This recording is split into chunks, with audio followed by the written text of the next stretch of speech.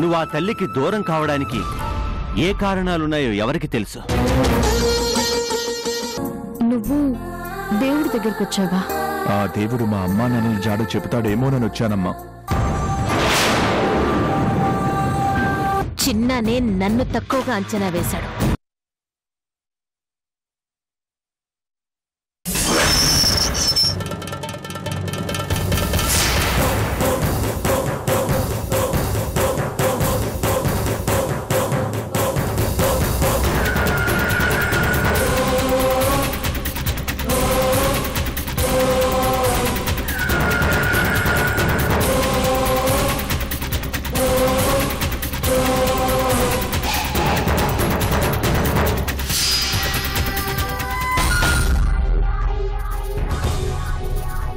ఎవరు ఎవరు కావాలండి?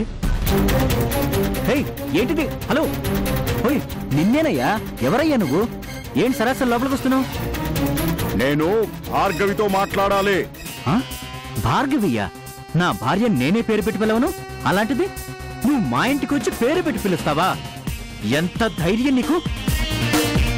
పేరున్నది పిలవడానికేనయ్యా. అందుకని మర్యాద లేకుండా పిలుస్తావా? మా ఆవిడ విన్నదంటే గొంతు పిసికి చంపుతుంది. ఇచ్చిన మాట నిలబెట్టుకోలేని వాళ్లకు మర్యాద కూడానా? ఏంటి మాట నిలబెట్టుకోలేదా? ఎవరు మాటిచ్చారు? ఏం మాటిచ్చారు?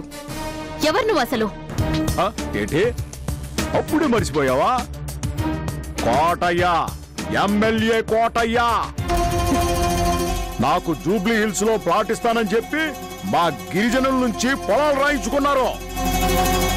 అప్పుడే మర్చిపోయారా?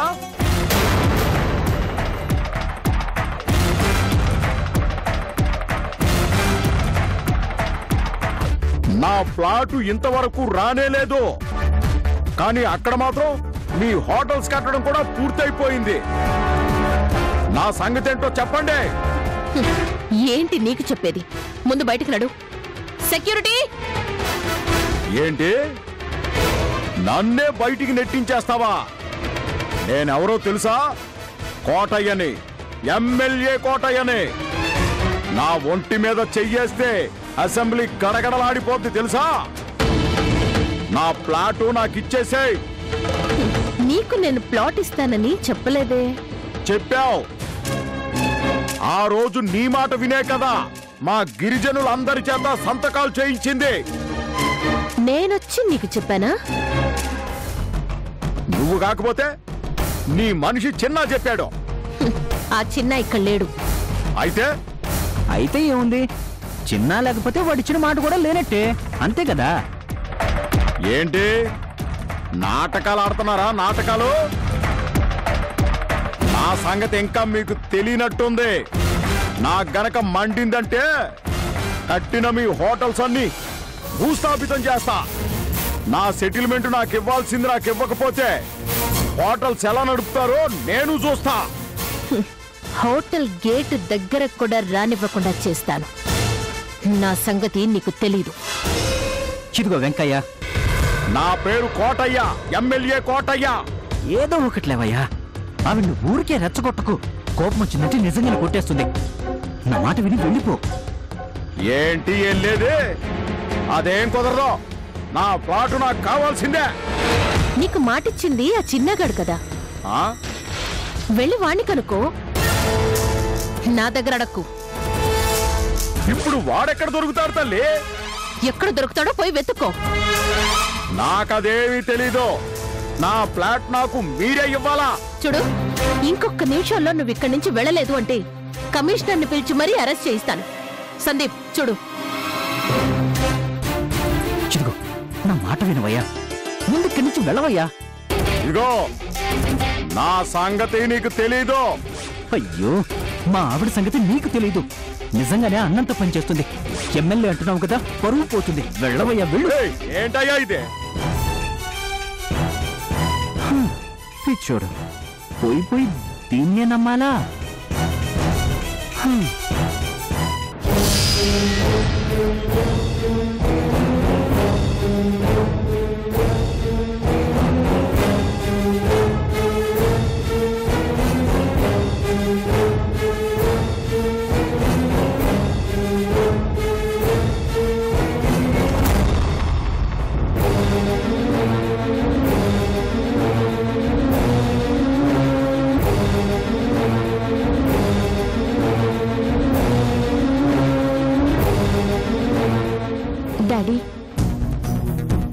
వసుకి నిశ్చితార్థం జరిగితే పరిస్థితి ఏంటి? చిన్న పిచ్చుడైపోతాడేమో డాడీ.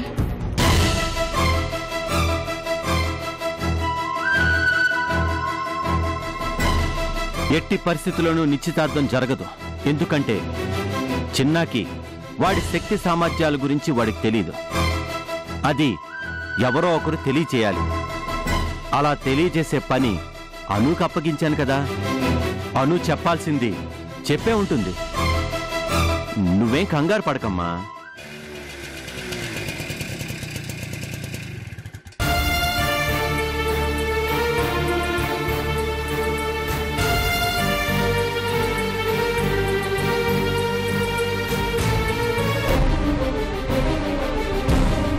ఇంకా ఏంట్రా ఆలోచిస్తున్నావు? ఇప్పుడు గనక ఆలస్యం చేసావంటే జీవితం మొత్తం ఏడుస్తూనే ఉంటావు. నా మాట వినరా. ఈ ప్రపంచంలో ఎవరు మర్యాదగా అడిగితే ఏది ఇవ్వర్రా.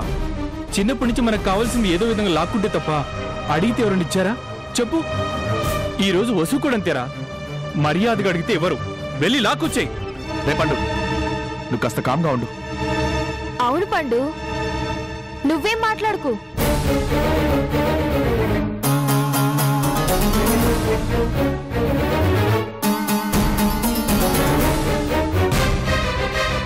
అన్నీ అన్నయ్య చూసుకుంటాడు. ఎలా చూసుకుంటాడో తెలుసా? రేపు వసుకి పెళ్ళై వెళ్ళిపోతూ ఉంటే అలాగే చూస్తూ ఉంటాడు. అంతే కదా అన్నయ్య? అను, ఊరుకో అన్నయ్య. ఇంకా మాటలతో మమ్మల్ని బాధ పెట్టాలని చూడకు. ఇప్పటికే అక్కడో పిచ్చిది నిన్ను ప్రేమించినందుకు కుమిలిపోతోంది. నువ్వు మరీ ఇంత పిరికివాడివేంటన్నయ్యా?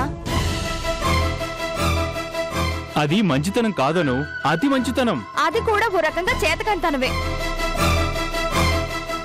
అవతల వసుకి ధీరజ్కి నిశ్చితార్థం ఏర్పాటు చేశారు. ఆ విషయం నీకు తెలుసా?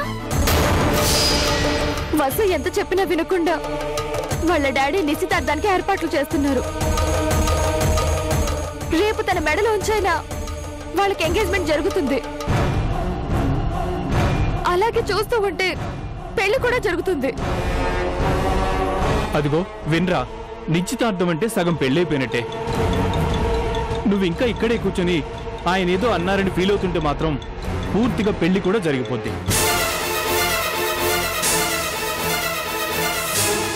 ఒకప్పుడు నువ్వంటేనే వసుకి పడేది కాదు, నిన్నొక అల్లరి చిల్లరిగా చూసేది. కానీ నీకు వసు మీదున్న ప్రేమను గమనించి నేనే మీ ఇద్దరిని కలపాలి అనుకున్నాను. నీ మీద తనకు మంచి అభిప్రాయం కలిగేలా నేనే ఎంకరేజ్ చేశాను. కానీ నువ్వు ఇంత దూరం వచ్చాక ఇలా చేస్తావనుకుంటే నీకు అసలు వసుని దగ్గర కానిచ్చేదాన్నే కాదన్నయ్యా. అసలు నీకు వసు అంటే ప్రేమ ఉందా లేదా చెప్పు? నీకెవరికి నా బాధ అర్థం కావట్లేదు. నాకు వసు మీద ప్రేమ లేక కాదు, కానీ ప్రేముంటే ఇలా చూస్తూ కూర్చోవురా. అవునన్నయ్యా, పండు చెప్పింది నిజం. నీకు నిజంగా తనంటే ప్రేమ ఉంటే ఇంకా ఆలోచిస్తూ కూర్చోవద్దు. బయలుదేరు, వెళ్ళి వసుని తీసుకురా అన్నయ్యా. అవసరమైతే ఎవరినైనా ఎదిరించు. ఎవ్వరు నేను తప్పు అనేవాళ్లే లేరు. నువ్వు ఇలా చూస్తూ ఉంటేనే నిన్ను చేతగాని వాడు అంటారు. మా అన్నయ్య అలాంటి వాడు కాదు. ఇంకా ఏంట్రా ఆలోచన? నీ వల్ల కాదంటే చెప్పు, నేను అను వెళ్ళి ఆ శ్రీధర్ గారిని భార్గవ్ గారిని ఎదిరించి వసుని తీసుకొస్తాం.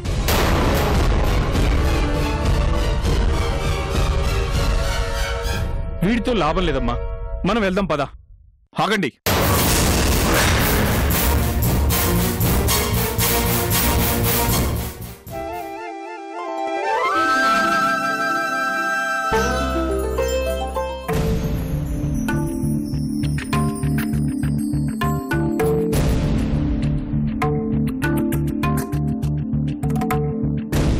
కాఫీ తీసుకోండమ్మా. వెళ్ళు, ఇంకోసారి నా దగ్గరికి రావద్దు. వెళ్ళు.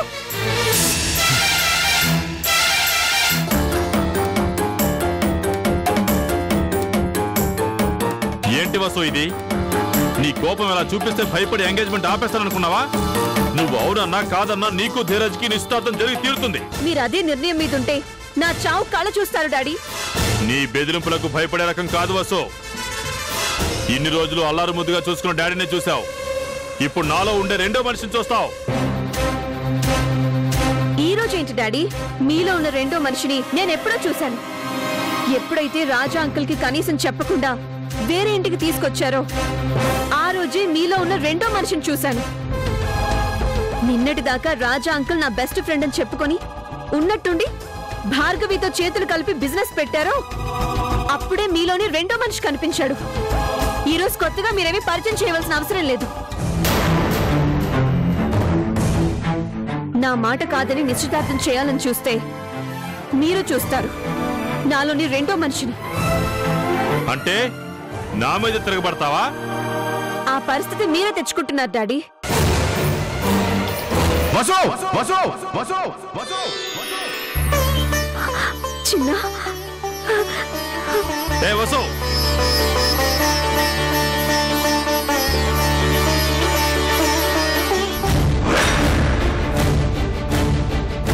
వసు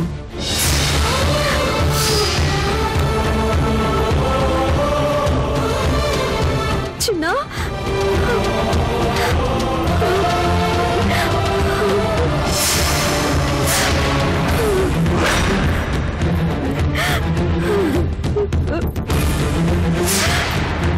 వసు,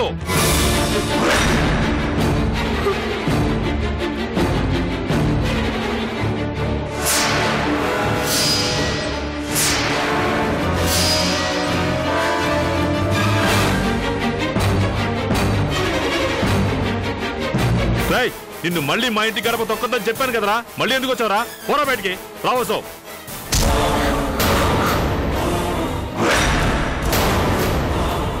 వసు నాది. వసు మీద చెయ్యి పడిందో ఊరుకోను.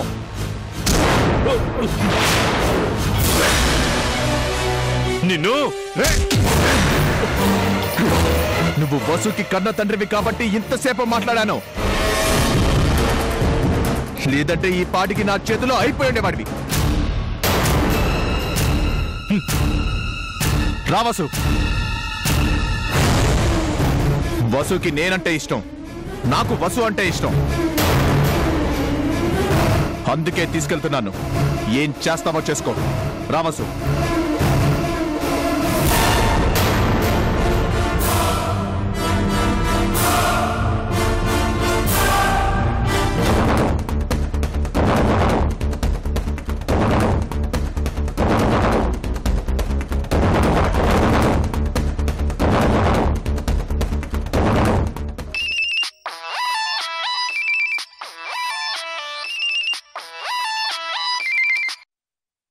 హలో హలో భార్గవ్ గారు,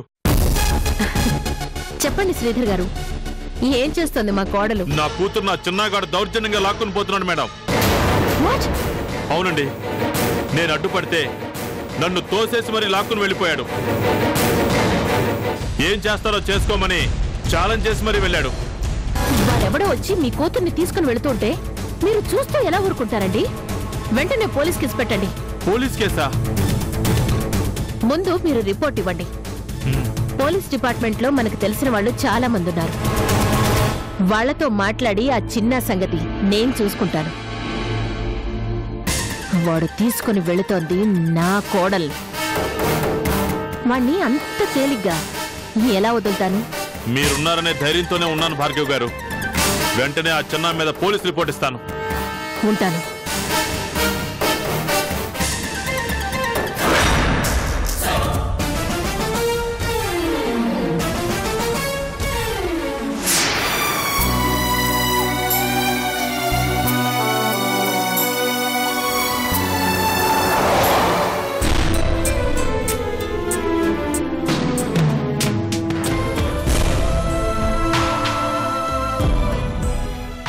చిన్న, జీవితాంతం నీతో కలిసి బ్రతకాలి, లేదంటే నాకు లైఫే వద్దు.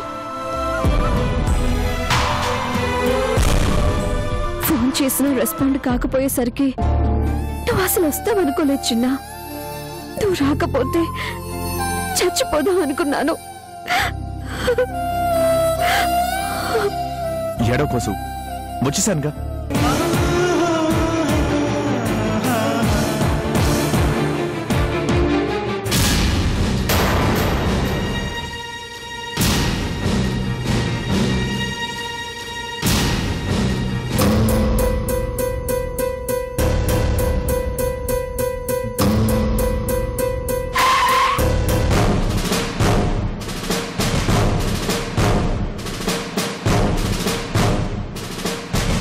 చిన్న యువర్ అండర్ అరెస్ట్.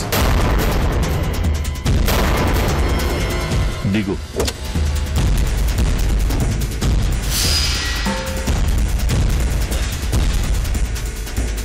పద, జీపెక్కు. నన్ను ఎందుకు అరెస్ట్ చేస్తున్నారు? ఈ అమ్మాయిని కిడ్నాప్ చేస్తున్నందుకు, శ్రీధర్ గారి మీద దౌర్జన్యం చేసినందుకు, ఆయన అనుమతి లేకుండా వాళ్ళ ఇంటికి వెళ్ళినందుకు నిన్ను అరెస్ట్ చేస్తున్నాం. ఎక్స్క్యూజ్ మీ సార్, ఆయన నన్ను కిడ్నాపింగ్ చేయలేదే. నా అంతటి నేనే చిన్నతో కలిసి వచ్చాను. నేనే ఫోన్ చేసి తనని ఇంటికి రమ్మని పిలిచాను. నా అనుమతితోనే తను మా ఇంటికి వచ్చాడు. ఇకపోతే మా డాడీ మీద చిన్న చెయ్యని చేసుకోలేదు. నేనే దానికి ప్రత్యక్ష సాక్షిని. కానీ చిన్న మీద ఆయన కంప్లైంట్ ఇచ్చారమ్మా. మేము అరెస్ట్ చెయ్యాలి. ఇంత చెప్పినా మీరు అరెస్ట్ చేస్తానంటే డెఫినెట్ గా విల్ గో టు కోర్ట్. మీ మీద, మీ డిపార్ట్మెంట్ మీద సూట్ వేస్తాను. నన్ను కిడ్నాప్ చెయ్యలేదు అని అంత క్లియర్ గా చెప్తున్నా మీరు అరెస్ట్ చేస్తే ముందు మీ జాబ్ పోతుంది. Are you ready to fight with me? అదేంటి మేడం, మీ నాన్నగారు కంప్లైంట్ ఇస్తే మీరు కాదంటారేంటి? మా డాడీకి తనంటే ఇష్టం లేదు. అందుకే కావాలని తప్పుడు కేసులు పెట్టారు. నేను మైనర్ని కాదు, మేజర్ని. నాకు ఎవరు కావాలో, ఎవరిని పెళ్లి చేసుకోవాలో నిర్ణయం తీసుకునే హక్కు ఉంది. మీరు ఆయనకే సపోర్ట్ చేస్తానంటే అరెస్ట్ చేయండి. కానీ మీరు పోలీస్ స్టేషన్ కి వెళ్లేలోగానే మీడియాని పిలిచి ప్రెస్ మీట్ పెడతాను. మీడియా మీకంటే ఫాస్ట్ గా రియాక్ట్ అవుతారు. మీ గురించి కథలు కథలుగా రాస్తారు. కోర్టుకి అవి చాలనుకుంటాను. ఏంటి మేడం ఇది? మీరు బాగానే ఉంటారు, మధ్యలో మమ్మల్ని ఎందుకు ఇరికిస్తారు?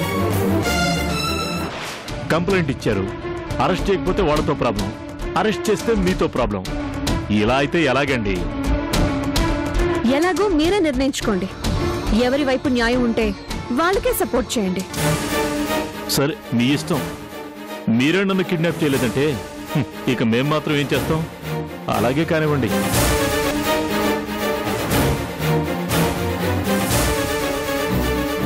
ఇలాంటిదేదో జరుగుతుందని నాకు ముందే తెలుసు చిన్న. ఆ భార్గవి ఊరుకోదు. మా డాడీ చేత కంప్లైంట్ ఇప్పించింది కూడా తానే అయి ఉంటుంది. ఇప్పుడు అస్సలు ఊరుకోరు. ఇంకా ఏదో చెయ్యాలనే చూస్తారు. ఏం చేసినా నేను మాత్రం నిన్ను వదులుకొని చిన్న. దీనికి ఒక్కటే పరిష్కారం. ఏంటి? మనం వెంటనే పెళ్లి చేసుకోవాలి. ఇప్పటికిప్పుడు పెళ్ళా? పెళ్లికి ఒక తాళ్ళుంటే చాలు. దీవించడానికి పెద్దలు కూడా ఉన్నారు. పద చెప్తాను.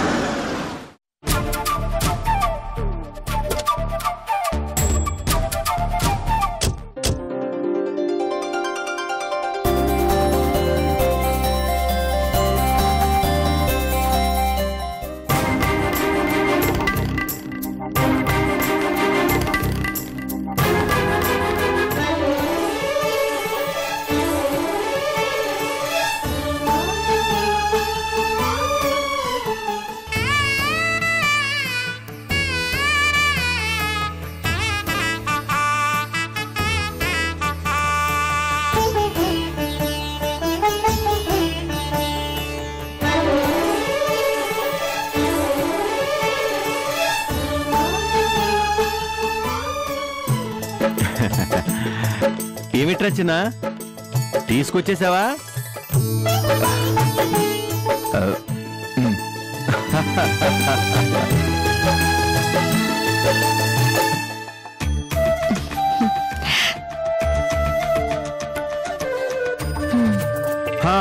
మొత్తానికి నువ్వు కోరుకున్న అమ్మాయిని దక్కించుకున్నావు అన్నమాట. Very good. నీలో దూకుడుందని తెలుసు కానీ మరీ ఇంత దూకుడు మనిషివని అస్సలు అనుకోలేదు చిన్న.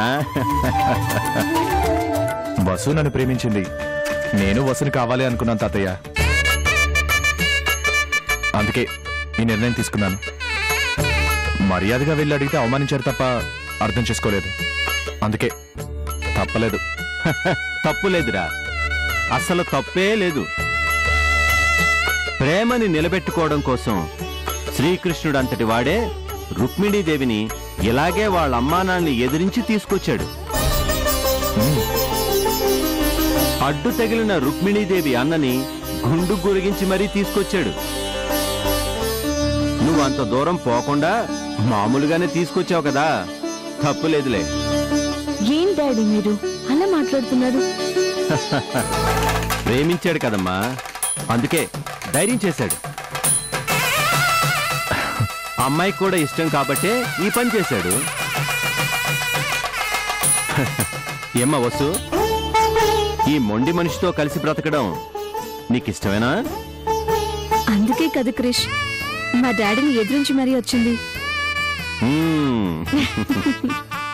తాతయ్య, మేమిద్దరం పెళ్లి చేసుకోవాలి అని అనుకుంటున్నాం. నాకైనా వసుకైనా మనస్ఫూర్తిగా ఆశీర్వదించే పెద్దలు మీరిద్దరేగా. మమ్మల్ని దీవించండి. నా కాదురా, ముందు మీ అమ్మకి దండం పెట్టి ఆవిడ దీవెనలు తీసుకోండి. ఎంతైనా పెద్దవారు, వీడికి తాతయ్య లాంటి వారు. మీరే దీవించండి డాడీ. శీఘ్రమేవ కళ్యాణ ప్రాప్తిరస్తు.